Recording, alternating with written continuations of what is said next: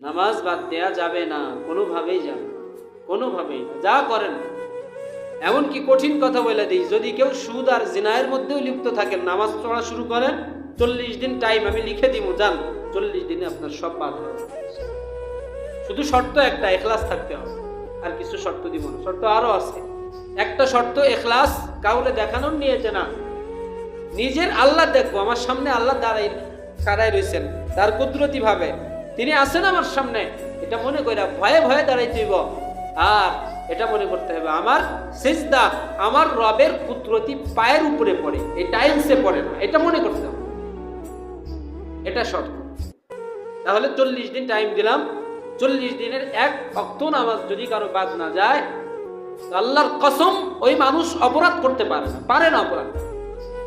কিন্তু শর্ত কি বলেন? ইখলাস সহকারে।